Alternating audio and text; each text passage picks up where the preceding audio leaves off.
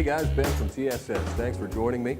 Today we're going to be talking about the 1911 Range Officer, the full-size stainless 9mm version that is. It does come in 45, as is traditional for a 1911, but this one is in 9. They also have compact sizes available now, so check out the whole lineup.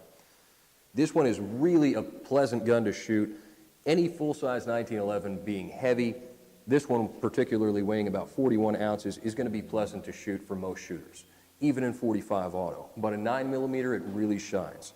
The stainless steel match grade 5-inch barrel really made for a high degree of accuracy. Also, we have a fiber optic front sight and a fully adjustable rear sight. Another feature that's nice about this is the GI style guide rod and recoil spring.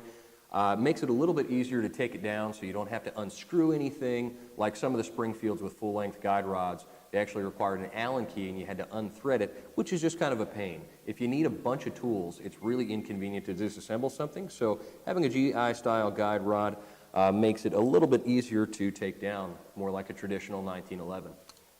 With the Range Officer, you get 2 9-round magazines, a dual magazine carrier, a cable lock, some additional lengths of fiber optic in case you break this one, and a paddle holster. So not a bad deal for right around $1,000. It's a nice 1911 that has a pretty well done fit and finish overall. One thing that you definitely want to take note of is anything that is stainless steel on stainless steel can gall very easily. In other words, if you don't lubricate your stainless steel gun and there's a stainless steel surface on another stainless steel surface, you can cause it to scar and lock up, and you definitely want to make sure that it is lubricated. That is much more critical than most of the modern guns you're used to. The Smith & Wesson M&Ps, the Glocks, the Springfield XDs, those polymer striker-fired modern pistols with very few moving parts are very simple and generally can run with little to no lubrication, whereas something like this, you definitely want to maintain it properly. One nice thing is there are a number of different mats on the market right now.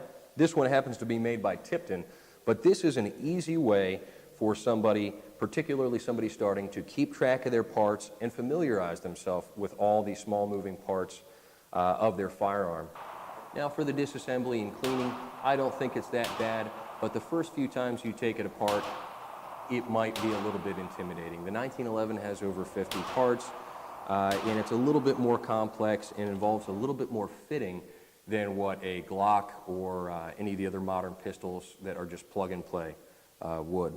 So overall, I thought it was a really awesome gun to shoot. I've run a few hundred rounds through this thing before, so I am a little bit familiar.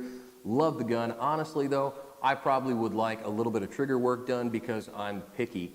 And that can be lightened up easily. Any good gunsmith can adjust or replace any parts on your 1911, so always an option. Same thing with the grips or anything else you want to do. Now, it's not like a Glock where you just get any random part, shove it in there, and it works. There is going to be some degree of fit involved in most cases. So while this might not be a price point gun, it's a great gun for anybody to shoot, even somebody who is a little bit less experienced. The long sight radius, adjustable sights, fiber optic front sight, the weight, the very minimal recoil and high degree of accuracy and relatively nice trigger are going to dictate that they're going to have an easy time hitting their target. So, in other words, just because it's a 1911 doesn't mean that it's not good for a new shooter.